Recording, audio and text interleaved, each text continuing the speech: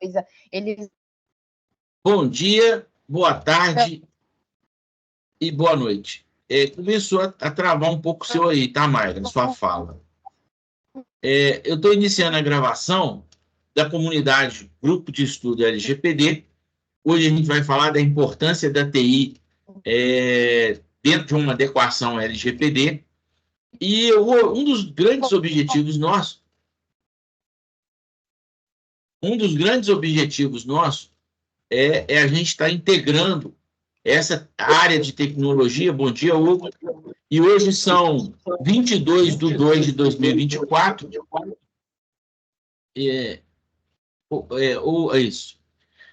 22/2/2024, são 9h02. A gente tem aí até mais ou menos 9h20 de explanação, pode ser que seja um pouco menor. E aí eu vou estar falando dessa parte aqui, que é a importância da TI numa adequação de LGPD. Uma das primeiras coisas que eu acho que a gente tem que estar imaginando que a tecnologia, a TI, ela não é mais informática, né? Ela é tecnologia da informação. E por conta de que a gente tem que estar focado nisso? Porque a informação ela é muito mais importante do que a lei. Porque se a gente se basear só na lei, é claro que os advogados vão se apropriar um pouco mais. E é isso que tem acontecido, inclusive, né? Os advogados entendem que esse projeto da Lei Geral de Proteção de Dados, até por conta da Lei Geral de Proteção de Dados, está no mercado deles. Só que quando a gente fala da informação, ele muda. Que ele vira e fala o seguinte: olha, quem está fazendo a gestão da informação? Quem que está cuidando da informação? E aí, na hora que a gente começa a olhar para isso, a gente, como se fosse na programação que a gente fala de objeto, a gente muda o foco de olhar para a lei e passa a olhar para dentro da empresa. E isso também é um contrassenso para a área do jurídico, que normalmente o advogado ele não olha para dentro da empresa, ele olha para os processos. E eu acho que isso é importante, porque é assim que ele aprendeu, é assim que ele toca o negócio do direito, quer dizer, é tudo baseado nos processos, e normalmente, até uma palavra que é muito forte, que é o nexo causal, ele deixa até de ser um tanto importante, né? Ele é uma referência, que ele vira e fala o seguinte: olha, eu estou entrando com o processo por conta disso, mas eventualmente eu vou ganhar, eu vou perder, porque alguém não teve uma conformidade no processo ou alguém deixou alguma coisa passar. Mas quando a gente está falando da Lei Geral de Proteção de Dados, a gente está falando dos dados, da informação. Ou seja, aquilo que é dado, que foi tratado e que virou informação para que as pessoas tenham capacidade de tomar decisões, se protegerem, fazerem contratos. Então, quer dizer, você vai de um lado para o outro, um pouco formal, um pouco na prática, mas sempre lidando com o usuário, sempre lidando com a empresa e aprendendo os processos da empresa. Como que ela trata os dados, por que ela trata os dados e até por que ela quer saber tanto da informação se normalmente ela nem usa aquelas informações. Porque a gente, para quem está conhecendo empresas, você vai se deparar com alguns livros que são preenchidos simplesmente para dar uma atividade para aquela pessoa que está ali, para ela não ficar simplesmente parada no tempo e não consegue achar. Ela tem que estar ali naquele momento, né? Ela tem que estar de plantão ali, por exemplo, na portaria, mas ela fica anotando informações e dá importância para o trabalho dela, cria uma burocracia. Toda vez que cria uma burocracia, é um valor, é um poder que a pessoa tem, e aí ela fica se sentindo importante, e aí dignifica um pouco aquela posição, que poderia estar sendo feita de outra forma, se pensasse em melhorias de processo, nesse tipo de condição. E aí tem um modelo que eu utilizo há muitos anos para entender o que aconteceu com o usuário.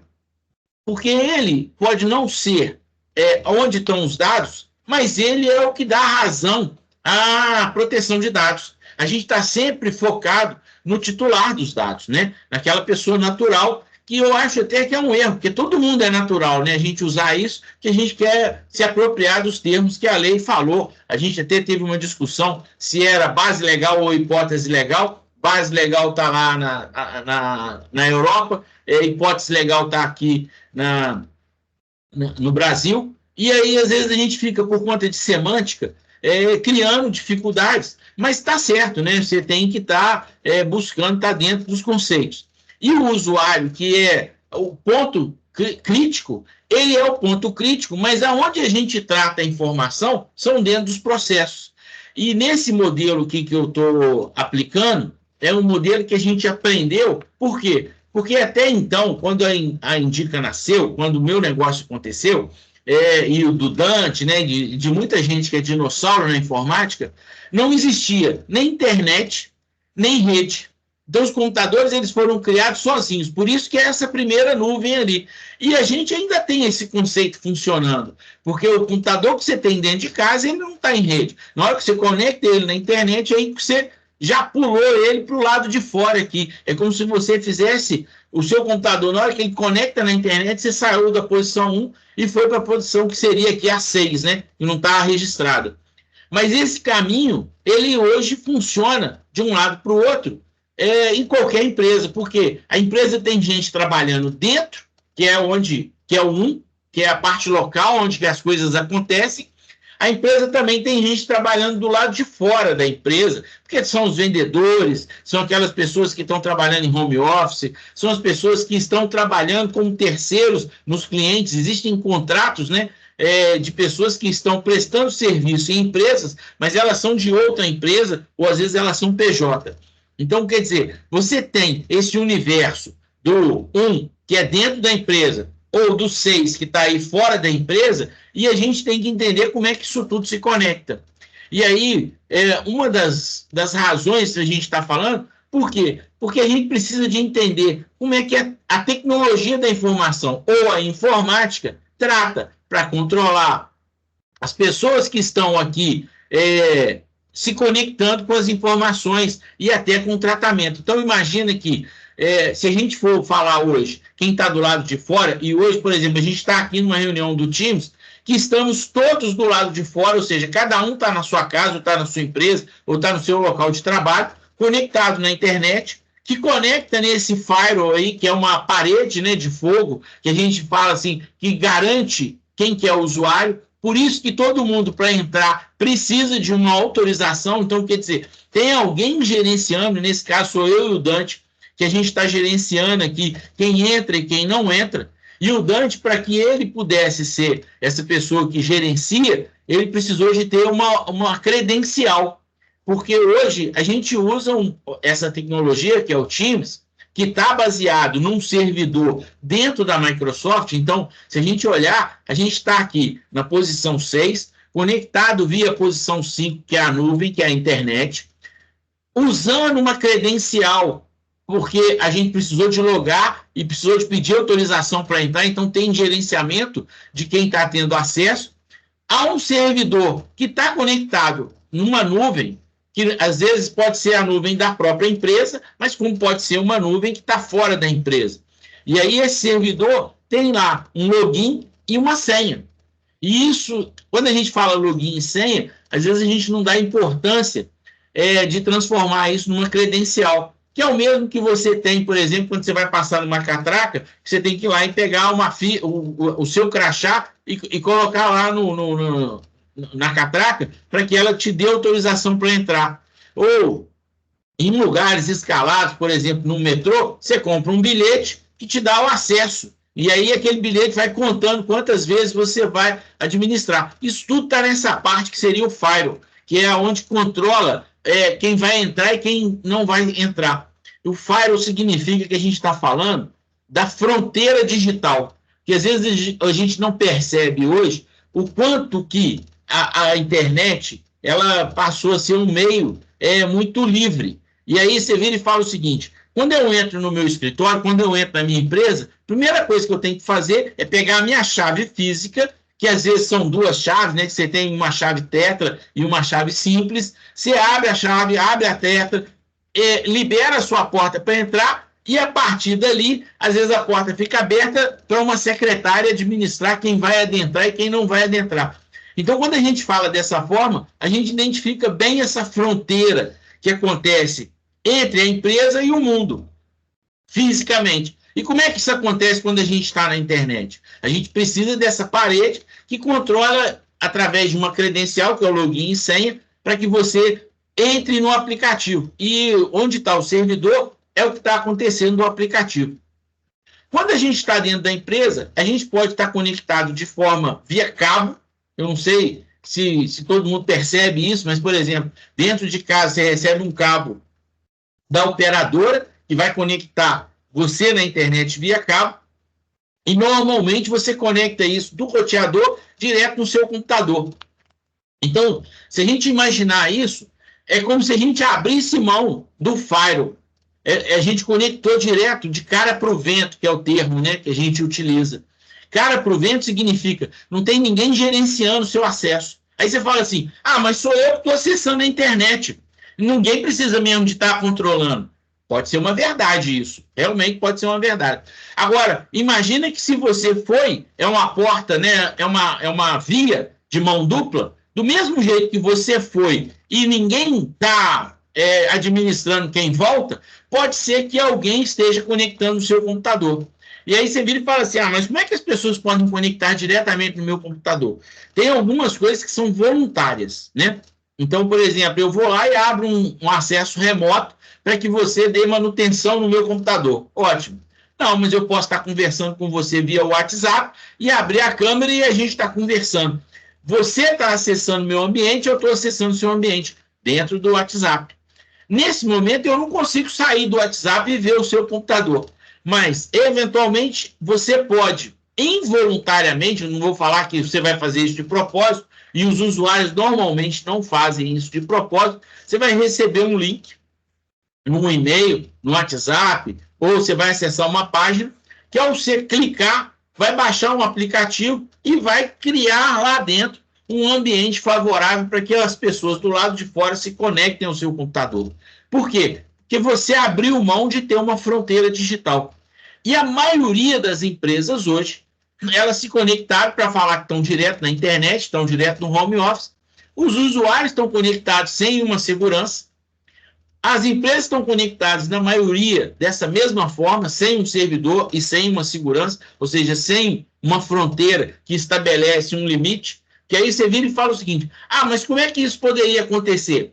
Olha, se você tiver uma proteção, se você tiver um antivírus, que é uma camada de proteção, se você tiver um equipamento que vai fazer essa parte do firewall, e existe hoje uma infinidade de ofertas para isso, então você vai colocar a sua posição protegida de acordo com o controle, de acordo com uma gestão.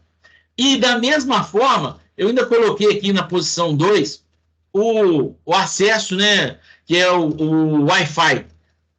O quanto que a gente permite que o nosso Wi-Fi esteja livre, esteja disponível. Ô Dante, você não está cumprindo seu papel aí, não. Tem gente querendo entrar aí. Deixa eu só ver se eu... aqui. Olha o João. Então, o quanto que a gente se permite liberar o acesso, por exemplo, assim, se o seu acesso do Wi-Fi está sem senha, está livre, alguém que está passando na porta da sua casa pode estar conectando no seu Wi-Fi e usando a sua internet para poder navegar. E o pior, com a sua assinatura. Porque você pode não estar assinando um e-mail, colocando lá o seu nome.com lá embaixo, o seu CPF, mas o seu endereço eletrônico que você contratou no provedor, ele é uma assinatura. E se a pessoa partiu do seu Wi-Fi para ir fazer qualquer coisa na internet, ele está partindo da sua assinatura. Então, o rastro digital está apontando para você. E aí, quando a gente fala você, a gente está falando de você, sou eu também, posso estar com o meu Wi-Fi aberto, e aí eu estar com uma senha fácil para facilitar que todo mundo tenha acesso à senha. E cada vez que eu compartilho a minha senha com mais pessoas, significa que aquelas pessoas também podem compartilhar para frente. E aí, se eu não troco a senha, significa que é um problema sério, que isso pode estar acontecendo.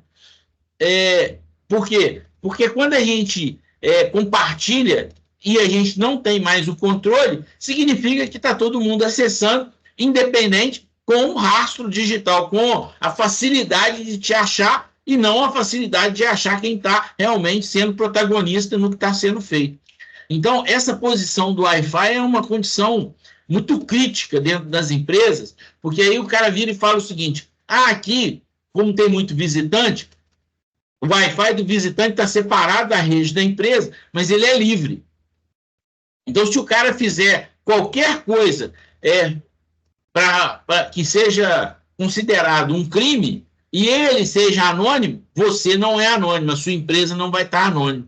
Então, a gente precisa de entender muito essa parte de TI, porque ela é talvez onde vão ter mais ações e mais diligências para corrigir do que na parte de contrato. É claro que formalizar os contratos é importante, a gente precisa de fazer isso, mas entendendo esses processos, a gente vai entender até com quem a gente vai precisar de estar formalizando os contratos. E aí existe toda a métrica, né, toda a metodologia, né, para a gente estar entendendo quem é que trata os dados, quem não trata os dados, como é que a gente vai responsabilizar, que tipo de informação é tratada. E tirando aquelas grandes empresas que hoje usam um ambiente escalável, né, de tratar dados para fazer marketing, a gente hoje está pensando no seguinte: a maioria das empresas não trata dados para fazer marketing. Então, quem faz isso usa o Google, e aí toda a ferramenta do Google parece que ela está fora do espectro da Lei Geral de Proteção de Dados. Por quê? Porque eles vendem ele de forma anonimizada.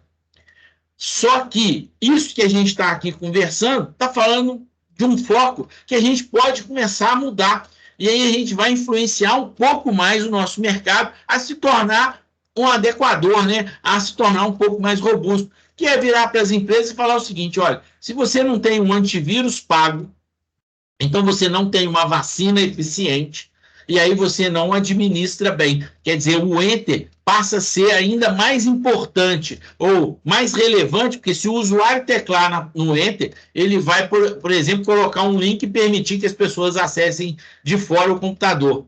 Se o seu Wi-Fi está aberto aí na camada 2, se ele está aberto, significa que as pessoas podem conectar na sua rede, e uma vez conectado na sua rede, aí não precisa de quase nada, porque se ela der um scanner na rede, ela vai ver até as máquinas que estão disponíveis, serviço de impressora, então ela consegue até pesquisar e falar o seguinte: deixa eu ver os arquivos que tem naquele computador. Quando a gente fala disso, você imagina o seguinte: às vezes a gente compartilha a nossa máquina sem senha, e aí você vira, ela está livre. Isso acontece muito em prédios que compartilham a internet através de uma operadora e que lá embaixo tem um switch e compartilhou a internet para todo mundo. Isso foi muito utilizado quando a internet começou a chegar em condomínios. Hoje, até com a fibra ótica, ela está um pouco mais robusta, mas quem tem que estar preocupado com a sua segurança é você. Então, não dá para colocar o roteador e você conectar direto no roteador da operadora, porque isso significa que a sua porta digital está aberta e você não sabe quem está entrando e quem está saindo. Então, a gente tem sempre esse compromisso dos 20 minutos. Aí eu vou só dar mais uma informação aqui, e aí eu já vou estar terminando, e aí a gente parte para a discussão. Essa parte aí é a percepção da gente estar entendendo do que acontece com relação a essas camadas. Porque a gente pode estar se considerando aonde que a gente está. Os dados estão sendo tratados através do computador. E lá dentro tem um aplicativo. Às vezes os dados estão sendo tratados em papel, que a gente nem administra, porque vai estar lá no arquivo morto. Mas o foco nosso sempre é a pessoa. E a pessoa, ela curte, ela navega, ela tem dados, ela se conecta com pessoas, ela usa rede social, e aí a gente precisa de começar a avaliar quais são os propósitos que a gente tem e como que a gente consome ou como a gente produz informações para que a gente possa também administrar e controlar isso pessoalmente ou dentro da empresa, para que a empresa, na hora de fazer o marketing ou na hora de conectar com os próprios funcionários que vão estar lá na medicina do trabalho, no RH, controlando folha, controlando licenças, bônus, alimentos, né? Porque as pessoas hoje também casam em separo, e aí tem que pagar pensão. Isso tudo é tratado de uma forma que, às vezes, as pessoas que estão tratando não sabem o tamanho da importância que aquela informação tem. Até do ponto de vista de uma pessoa que usa uniforme. Se ela usa o uniforme da empresa, a gente tem que lembrar lá atrás, quando a gente usava o uniforme da escola, e o cara da escola podia questionar a gente até na rua. Porque se você estava com o uniforme da escola, você estava representando a escola. E aí eu queria abrir aqui, né, para as perguntas, né, e a gente poder fazer um debate. E aí eu estou aqui, né, só agradecendo. Vou descompartilhar aqui a minha tela para que a gente possa estar conversando e estabelecendo aí uma forma da gente estar melhorando. E feliz hoje, porque a gente conversou um pouco aí com a Mayra, que está entrando na área de TI, depois de ter avançado, né, um pouco na área de Lei Geral de Proteção de Dados, por outros caminhos, né, e agora está aí buscando conhecimento nessa área. A Mayra está meio congelada aqui, eu não sei nem se ela ainda está Eu estou participando. aqui. Ah, ótimo. Tá ouvindo? Ah, sim, eu tirei a câmera antes. Obrigada. Sim, estou muito feliz. Ingressando nesse mundo aí do TI, estou gostando. Tudo começou com a LGPD, que eu gostei muito de trabalhar com a LGPD, mas era mais... Eu estava mais pendendo para a área administrativa, enfim, né, gestão. E eu acho, como a gente estava conversando antes, eu acho muito importante unir tudo isso, né? Para a LGPD, para a adequação, por ser multidisciplinar, é muito importante a gente falar a mesma língua do TI, que está envolvido em tudo, em todos os processos de uma organização, e conseguir se comunicar com o restante da empresa e entender ao mesmo tempo a língua do direito, né? Que foi o que eu fiz mais no início, me aprofundar na lei. Estou bem feliz com isso, agradeço a tua explanação muito boa, adorei esse exemplo do condomínio. Até se tu quiser falar mais, porque eu acho que muita gente que vai assistir o nosso vídeo ali pelas redes, YouTube, de qualquer forma, talvez não tenha um conhecimento muito aprofundado de questões de segurança. Não tem nem ideia, vou dividir o Wi-Fi com os vizinhos, vamos fazer uma internet em conjunto aqui no condomínio para economizar, mas por trás disso tem muita insegurança, muita coisa que pode acontecer, muito problema que pode acontecer no futuro e que nem é cogitado por falta de conhecimento. Então, acho que é um tema bem interessante esse daí. A gente pode colocar, mano, essa parte da TI num condomínio como se a gente tivesse uma transfusão de sangue e que todo mundo tivesse utilizando um cano comum. Então, o sangue que entra para mim, entra para você, entra para o Dante, entra para o Hugo, entra para o universo. E quando ele entra para esse universo, se tiver um vírus, todo mundo está infectado. Por exemplo, se tiver um ransomware e ele for criptografar as máquinas, ele vai criptografar todas as máquinas que estiverem conectadas naquela rede. E às vezes a gente acha que a conexão via cabo ela é importante, mas a conexão via Wi-Fi ela é muito importante, porque ela já é 5G. Então ela já trafega numa velocidade muito grande. Às vezes a tecnologia do Wi-Fi hoje que a gente tem local, ela trafega numa velocidade 3, 4, 5 vezes maior do que a da internet. Quer dizer, ela já chega a ser muito similar ao que acontece com a rede de cabos. Então, tanto via cabo conectado num condomínio ou via Wi-Fi compartilhado, a gente está se permitindo tudo isso. E se a gente não coloca essas camadas de segurança, porque eu poderia virar e falar o seguinte, olha, o meu computador está aqui protegido. A gente fala muito disso, por exemplo, quando a gente vai falar agora, a gente acabou de viver o período do carnaval e a gente viu a quantidade de propaganda para que as pessoas fizessem sexo de forma segura. Na realidade, é quase que um protocolo. Você fala o seguinte, as pessoas vão fazer sexo com as pessoas desconhecidas. E a gente está usando a internet com pessoas desconhecidas. E a gente não está fazendo isso de forma segura. Porque a gente não tem nenhum antivírus. Às vezes o sistema operacional que está, ele não foi comprado. ele foi simplesmente hackeado, colocado aqui, e ele não sofreu nenhuma atualização. Então, é como se a gente virasse e falasse o seguinte, olha, eu não acredito em vacina, eu não vou utilizar nenhuma vacina, e eu vou ficar distante disso tudo, acreditando que eu estou inerte ao mundo. E, na realidade, a gente não está.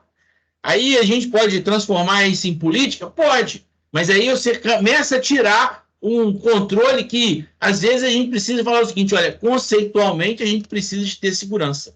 Porque se a gente não tiver segurança, a gente vai ficar vendido. E na questão do condomínio, a gente está conectado como se fosse dessa forma. Todo mundo compartilhando sangue. Hugo, se você quiser falar, você pode abrir o seu microfone aí. Tá me ouvindo? Estão me ouvindo? Sim, sim. Então, isso aí que você está comentando, Pedrinho, eu acho muito interessante essa questão da segurança das camadas, né? Eu, assim, nunca tive tanto contato com a TI, né, como estou tendo agora por conta da LGPD, e o que eu observo é exatamente assim, tudo que você vai criando, você tem sempre que ir melhorando, porque vão descobrindo formas de você entrar dentro do sistema. É como se fosse, antes que não existia a internet, os assaltos a bancos, eles planejavam de uma forma, né, física e sempre bolavam estratégias para melhorar ali a eficiência daqueles assaltos. E os bancos procuravam melhorar a sua segurança. Agora, que eu vejo, né, pelo mundo da informática, você vai melhorando o sistema, mas também os hackers, enfim, aqueles ransomwares, enfim, esses vírus que vão entrando, eles vão aperfeiçoando e cada vez mais você tem a necessidade de melhorar essa segurança. E isso, dentro do direito, como você falou no início ali, o advogado preocupa com o processo ali, né? E não exatamente conhecer de todo o aprofundamento da empresa, de todas ali as situações da empresa. Mas dentro do direito eu já vejo essa preocupação. Pela LGPD, eu mesmo passei a ter essa preocupação com a LGPD, né? De conhecer melhor ali para entender o processo. E as faculdades hoje desenvolvem, né, dentro dela, as matérias de direito digital, exatamente letramento digital, porque tem o processo eletrônico, tem toda essa estrutura, e a dificuldade realmente da nossa área nesse aspecto, como a Mayra falando que está, né, estudando agora TI, realmente é grande. E por isso que a LGPD, quando ela surgiu, eu logo observei que tinha os aspectos dela que não só meramente legais, você tem que entender todo aquele processamento, todo o processo da empresa através, né, da tecnologia da informação para você conseguir desenvolver o trabalho. Fiz uma pós-graduação que uma advogada muito interessante, e ela exatamente falava isso para a gente, né? Porque a gente precisa entender um pouco dessa tecnologia, desse sistema, para poder aprofundar. Agora, a questão é isso que você está falando, né? Tem essas camadas de proteção. E cada vez mais você tem que ir criando camadas e camadas, porque também vão aperfeiçoando esses crimes cibernéticos aí, que vai ficando uma loucura isso. Isso não sei onde para. Né? Você falou aí da questão do processo eletrônico, e eu imagino que, por exemplo, a gente já discutiu aqui sobre uma questão que é muito crítica, né? Que é a assinatura digital. E aí, quando a gente fala da assinatura digital, eu já conversei com advogados que trabalham com associados, e às vezes o estagiário fica responsável de colocar coisas no processo. Que ele foi tratado numa reunião, e aí quem vai colocar um advogado estagiário, que ainda, às vezes, nem é um cara que já tem a OAB, então ele nem vai ter assinatura para poder colocar lá. Aí o que o advogado faz? Entrega a assinatura digital para o advogado, quer dizer, às vezes para aquele estagiário, para entrar lá como se fosse ele. E às vezes a gente não percebe o tamanho do problema do mesmo jeito que a gente discutiu isso aqui na contabilidade. Porque quando a gente fala o seguinte, essa parte da assinatura digital nem faz parte aqui dessa camada. Ela tem até que crescer. Isso aqui foi feito na época que a gente estava saindo da rede local, que era a rede dentro da empresa, para uma rede MAN, que era uma rede municipal, né, ou uma rede multidisciplinar, porque a gente tinha uma rede WAN, uma rede LAN, e depois a gente virou tudo uma confusão, e agora a gente nem sabe onde a gente está, né? Tem aquela brincadeira, né? Onde que está a nuvem, onde que meus dados estão, eu não sei, eles estão por aí, mas a gente precisa de entender até onde estão os espaços físicos para que a gente saiba controlar a nossa segurança. E uma das coisas que é importante, por exemplo, a assinatura digital é um negócio novo e as pessoas não estão preocupadas. É como se ela falasse o seguinte: eu não dou meu CPF lá no balcão da farmácia, mas eu dou a minha assinatura digital para o meu contador e eu sei que lá tem 30 pessoas trabalhando e todo mundo vai ter acesso à minha assinatura digital. Da mesma forma que o advogado, quando ele precisa, ele entrega para o estagiário para que ele faça lá as atualizações.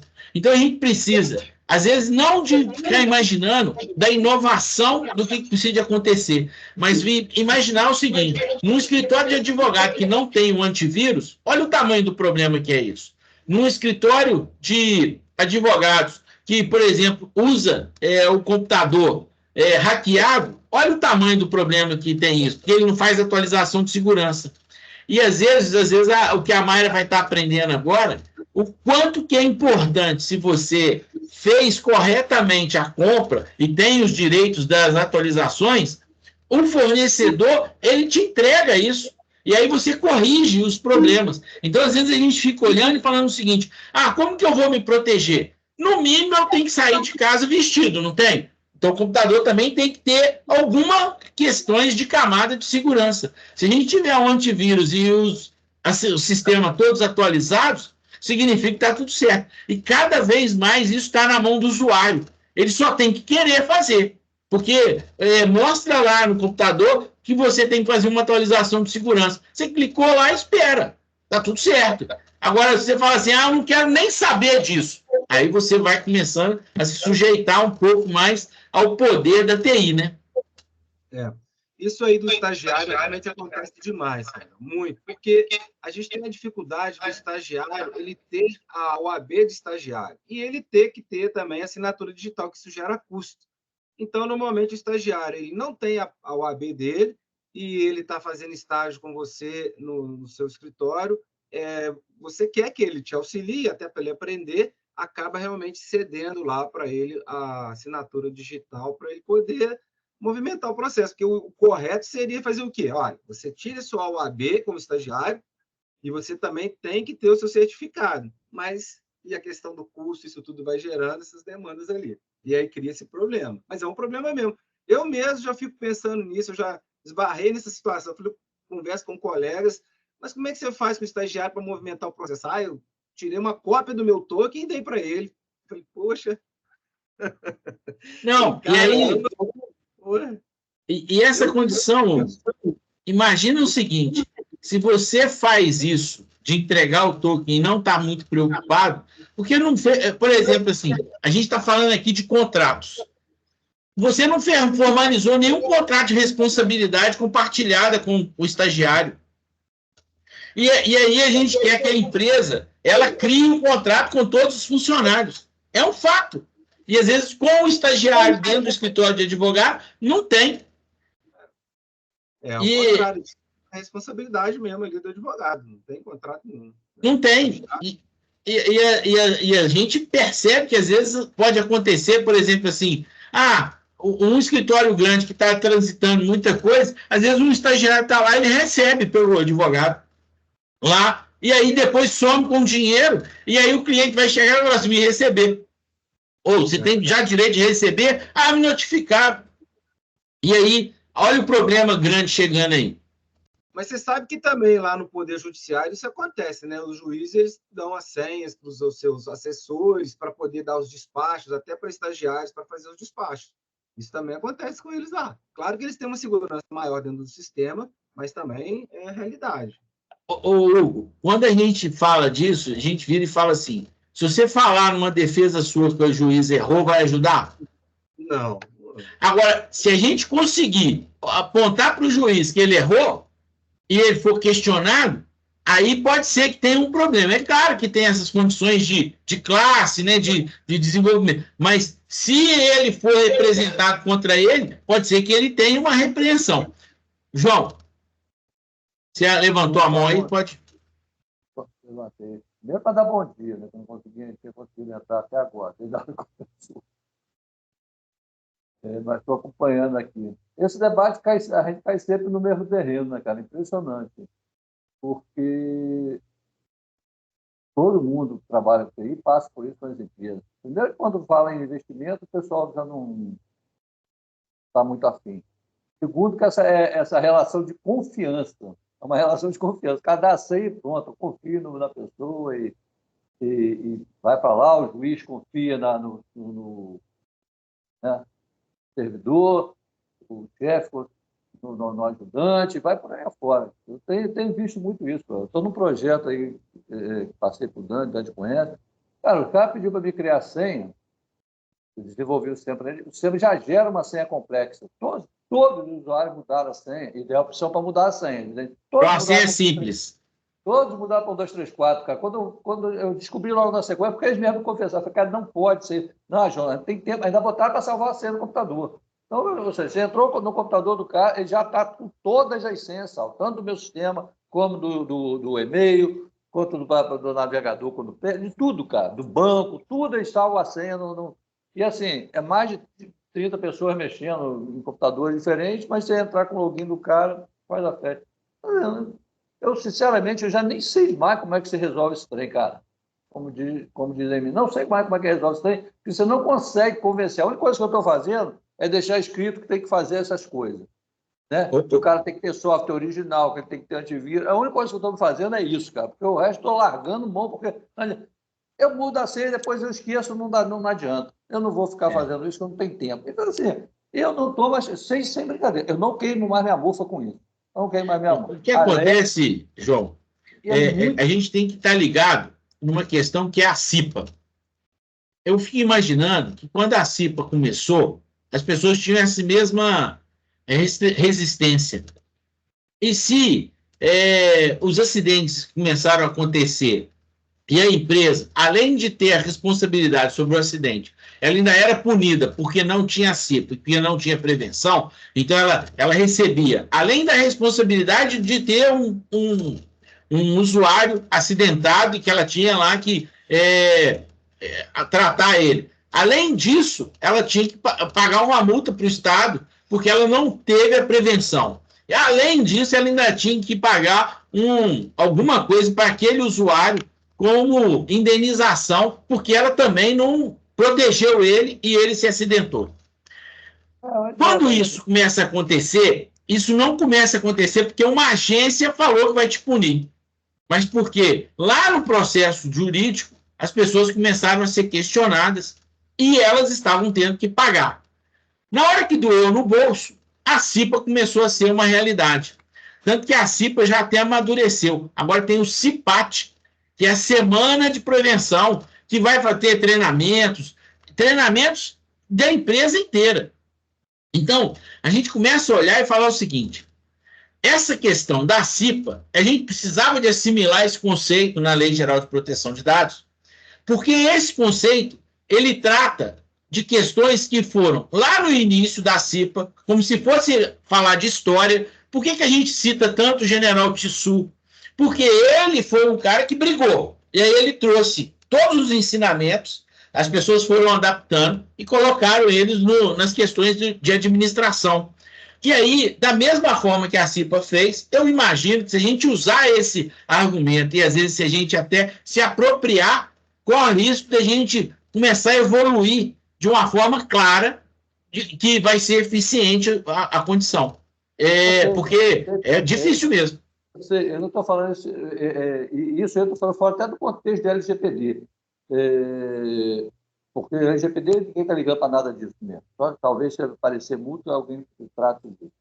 Eu digo no dia a dia da TI da empresa. Eu tenho uma empresa, cara, que eu estou pedindo um no-break desde outubro. Falei, cara, vai chegar verão, vai chegar aquelas chuvas de verão, quer dizer, vai começar a falta de energia. Uma passada faltou energia, ficou, João, está tudo parado aqui. Eu falei, sei, está sem energia, cadê o no-break? Pois é, eu comprei, ficou 2 horas parado. Ficou 2 horas parado. Perguntei a ele qual foi o problema. Ele falou, atrasamos algumas coisas e tal, está tudo certo. Tá bom, então. Falei, mas continua, bota aí na sua pauta o no-break. Quando é outubro, hoje está terminando, já estamos terminando fevereiro, o no-break não chegou ainda. Entendeu? Então, eu nem falo mais de LGPD, que ele tem que ter as coisas para a LGPD. Eu tenho que falar do negócio dele. Entendeu? O ranço para o negócio dele, ferra o negócio dele. Talvez com possibilidade de recuperação, talvez não. Vai saber quando você não recupera, o que acontece em termos de prejuízo financeiro para você. E, cara, eu abordo sempre assim, o usuário não faz, o gerente não toma conta, não faz também, o diretor também pouco lixa. Rapaz, é um troço que realmente eu só comento, mais nada. Ô, João, eu vou passar para o Hugo, mas antes eu queria te falar uma coisa, que isso é uma prática. A gente, toda vez que a gente começa a contratar e começa a ser contratado, o relatório que a gente faz tem que mostrar o que está de errado e como é que corrige. E, no final, ele tem que falar do tamanho da responsabilidade que a informação traz. Porque, se, por exemplo, por mais que... É igual o conselho de mãe. Eu falei que não era para fazer, você foi lá e fez, machucou e veio reclamar com a mãe. Os caras das empresas, eles não estão querendo aprender sobre TI. E aí, quando acontece, eles vêm reclamar. Mas aí não adianta a gente vir e falar o seguinte, olha, você está com um problema, porque você não fez. Eu te entreguei em todos os relatórios mensais que eu fiz que você tivesse uma atitude. Você não tomou, agora você está tendo prejuízo. Você quis ter um prejuízo, não sou eu. A minha função é te dar informação. E aí isso acontece muito, não só com a falta de energia, mas com o ransomware. A gente, por conta da falta de antivírus, a gente formata muito o computador. E aí perde tudo que estava lá, as estações. E as pessoas viram e depois reclamam. Se não tomar uma atitude, você não precisa nem de ficar doído, porque elas estão reclamando. Você fala assim, reclama com você mesmo. Eu te falei, toma atitude. Não tomou. Vamos tomar agora? Não. Então, daqui a pouco vai ter de novo. Pode abrir o seu microfone. Beleza. Não, só complementando isso que o João está falando e você também, principalmente, Pedrinho, que você falou que enquanto não doeu no bolso lá, né, ou seja, a questão da CIPA, as empresas não preocuparam efetivamente, né, em fazer o treinamento dos funcionários, e agora tem a semana de prevenção de acidentes. E eu acho que a LGPD, né, caminha muito por esse lado também. Como foi com o Código de Defesa do Consumidor também, quando ele surgiu, enquanto não começaram a surgir efetivamente as punições na justiça, as empresas não se adequaram ao CDC. E isso eu vejo também agora com a LGPD, embora a gente fale assim, olha, não, a gente não pode falar para o cliente que ele vai tomar multa, que vai acontecer isso, nem nada. Mas a consciência, efetivamente, eu acredito que vai ter somente quando as decisões judiciais começarem a vir em peso. Porque, infelizmente, ainda tem poucas, né? Ou, quando a gente fala disso, imagina o seguinte, quando um ransomware acontece, ou quando o no-break não atua, não tem no-break, e a empresa para, a gente tem que trazer esse prejuízo para conta da falta de adequação. Que a adequação, ela tem que estar olhando não só para os processos, não só para formalizar os processos com contratos, mas para formalizar lá dentro e criar as contingências para que as pessoas possam trabalhar. É o mesmo que, por exemplo, eu implantei a CIPA, mas eu não comprei os EPIs. Eu comprei os EPIs, mas não controlei as validades dos EPIs. Não adiantou nada. Você pode até ter feito uma parte, mas você não fez a parte correta e você vai ser punido. Essa questão do ranço é um negócio que, se você perguntar, a gente está em Ubá, se você perguntar colegas aqui de Ubá, você vai ver, o João que está lá em Três Rios, se perguntar lá, vai estar tendo, o Dante, a Mayra que está lá em Curitiba, a Bárbara, todo mundo que tiver perto, vai encontrar alguém que já foi criptografado e que teve que formatar o computador. O quanto que isso gerou de prejuízo? E aí as pessoas não se dão conta que gerou prejuízo. Mas quando vai na justiça que dói mais, que eles sentem mais. Você pode falar é porque você é advogado, você está nessa camada e fala o seguinte, olha, as pessoas sentem a dor quando está lá na justiça, é verdade. Mas a gente que está vivendo as empresas estão, por exemplo, a empresa parou de faturar, entra todo mundo em pânico, porque os boletos vão chegar independente se você fatura. E se você atrasou as faturas, significa que você vai atrasar os recebimentos. E aí cria um desequilíbrio. Em resumo, quando dói no bolso, de um jeito ou de outro, né? Agora a gente tem que começar a usar essa argumentação nas nossas defesas, nas nossas propostas. Então, o nosso jeito de vender precisa de ir nessa linha.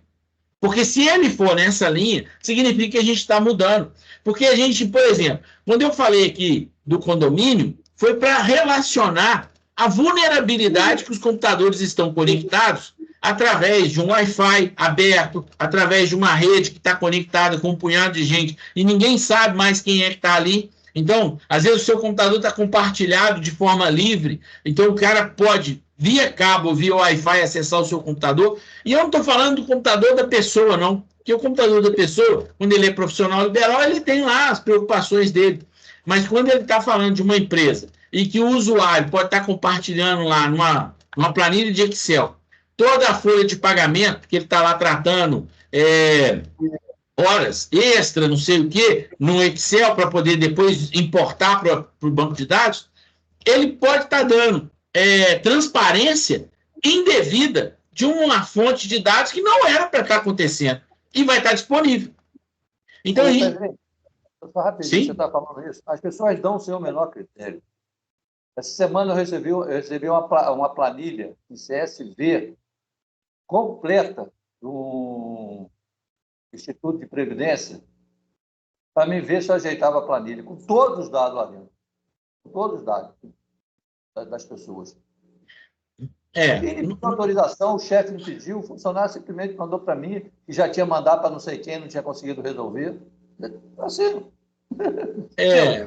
Você ainda estava lidando com uma questão técnica. E a pessoa vira e fala assim, olha, eu estou mandando para um cara que é meu colega de trabalho, e aí eu estou mandando para ele. Agora, imagina o acesso disponível para quem nem eu sei. A pessoa já tinha mandado para outra pessoa que não tem nenhuma relação com aquilo, mas que entende do Excel, mas não conseguiu resolver. Entendeu? Então, assim, como é o famoso luta do Rochedo com o mar lá. Então, a gente está nessa condição que eu acho que quando a gente conecta um pouco mais a TI, a gente abre o leque para falar o seguinte, olha, como é que a gente vai controlar o acesso?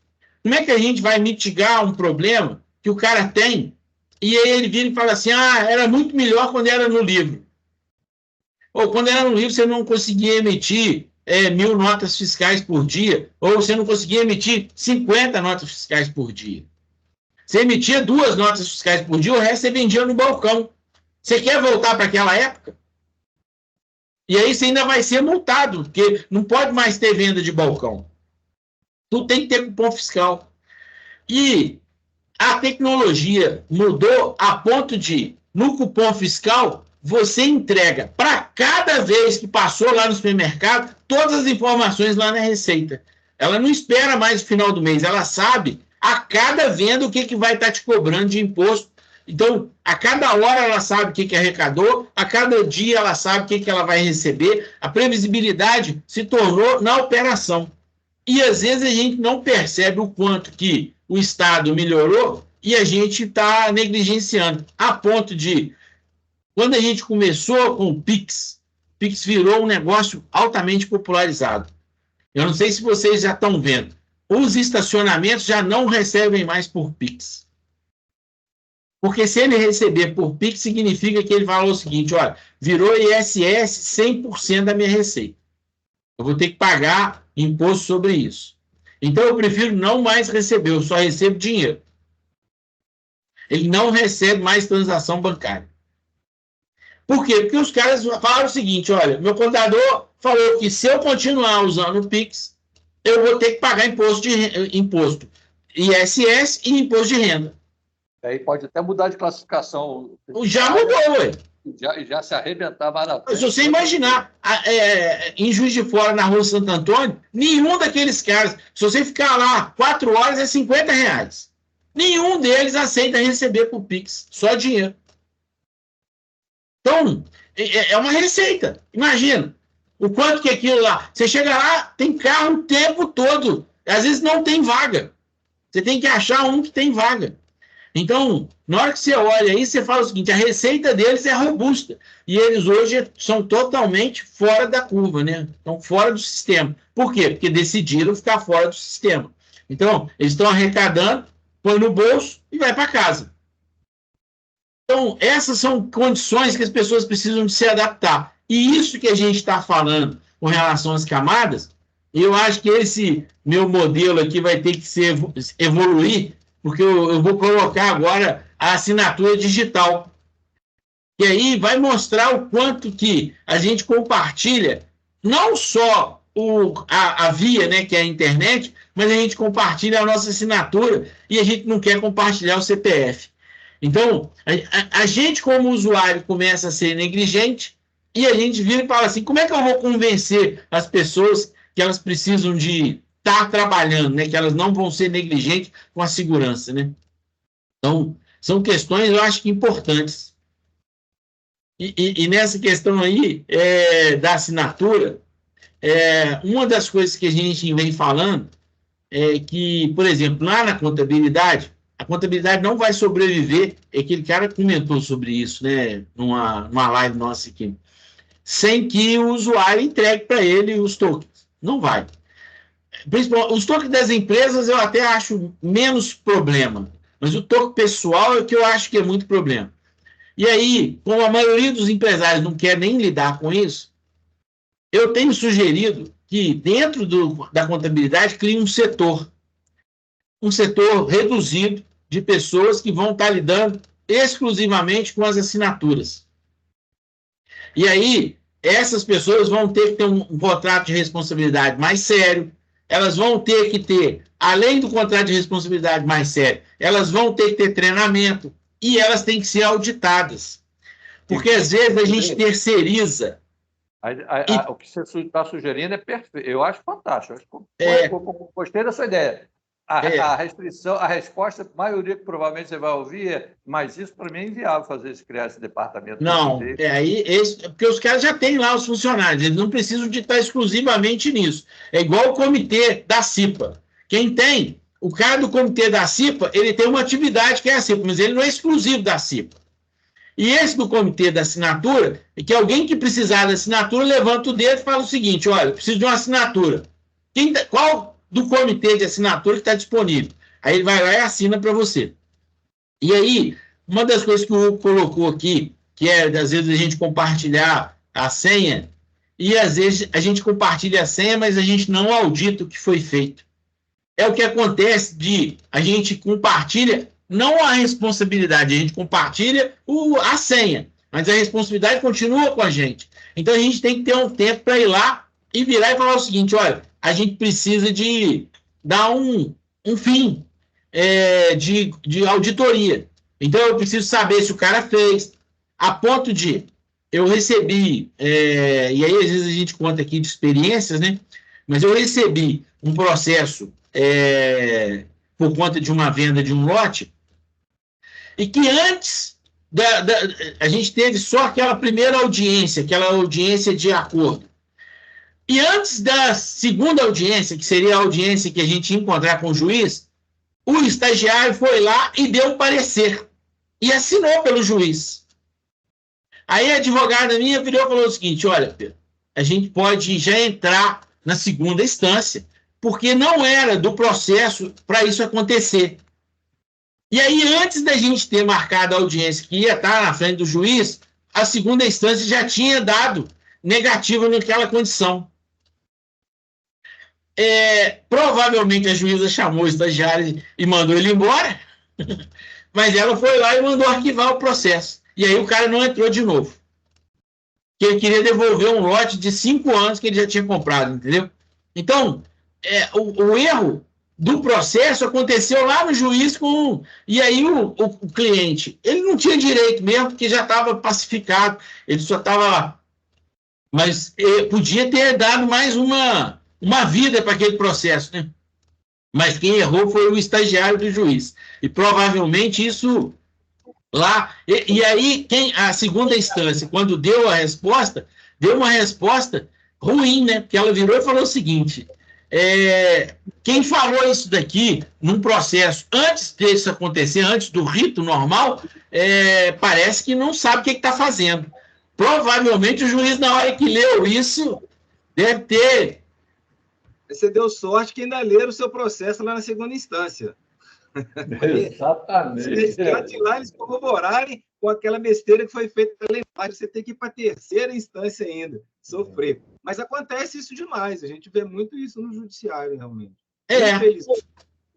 Como acontecia antes, que não era eletrônico, por sorte, foi a favor, Pedro. O juiz só assinava, nem iria que estava assinando. Hoje ele libera lá, o cara vai lá e assina por ele também.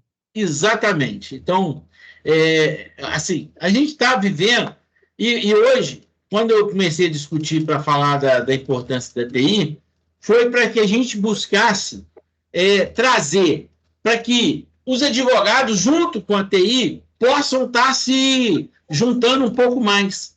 E quando a gente está aqui conversando na comunidade, o objetivo é que a gente se aproxime e aprender um pouco, até dos conceitos, pode ser que facilite essa conversa e a gente comece a alinhar um pouco mais, né? Esse era o objetivo e o propósito desse.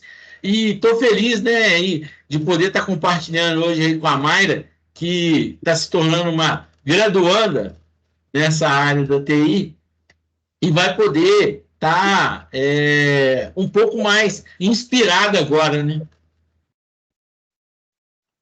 Isso aí, Pedro. Estou feliz aí, vamos acrescentar conhecimento sempre, porque nunca é tarde, né? A gente sempre tem o que aprender. Vamos lá. E, Lucas, estou vendo que você entrou aí, estou vendo que você riu aí por conta dessa questão do juiz. Eu nunca tinha visto um juiz chamar a atenção de outro juiz, né? A gente que não está no meio, então, isso para a gente que é leigo do direito, tem o Xandão, chão. Mas aí, lá do Supremo, né? Aí é doideira. E agora a gente ainda tem essa questão política. Então, se a gente for entrar nessa seara, vira maluquice. Mas era esse. O objetivo, então, hoje era estar expondo um pouco das camadas e prometo que, numa próxima vez, eu vou estar colocando a chave do token, que eu acho que é importante ele estar aqui e mostrar o quanto que essas camadas elas evoluíram, né? Então, vou tratar melhor isso daqui. Do meu lado aqui, queria agradecer, já vai entrar 10 horas aqui, e obrigado. Alguém mais quer falar algo? Eu quero só agradecer, dar bom dia para todo mundo, estou há um bom tempo fora da... Pedrinho falou que me ama hoje. Mas eu te amo. Só rapidinho. Eu amo todos. A gente que vem mais antigo da TI, lá atrás eu comecei com mainframe, era tudo diferente. Quando começou o microcomputador, começou aquela redezinha com cabo coaxial, aquelas coisas. E o troço foi evoluindo. E hoje os caras estão tratando, os pequenos empresários, principalmente, eles só querem saber se todos os computadores estão conectando, se eu consigo imprimir ali, imprimir aqui, pegar um arquivo do outro ali, igualzinho dentro do cabo coaxial. Entendeu? Então, esse negócio de firewall, tudo isso é bobagem, isso é para nada. Tem uma questão que hoje usa-se muito, né, que é esse negócio de americanizar as palavras, que é os facilities. Então, até tem gestores de facilities, mas não são gestores de facilities com segurança. Porque gerar facilidade, né, e aí você vira e fala assim, como é que é fácil fazer isso? Quando o cara olha, ele fala o seguinte, eu tenho que melhorar a jornada do cliente, né, a satisfação do cliente. Mas eu preciso fazer isso com responsabilidade.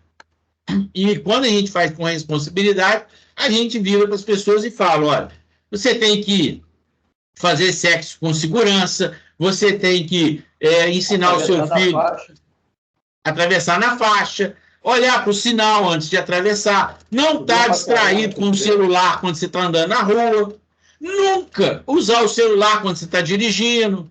Então, são questões que só vão chegar na pessoa se pesar no bolso.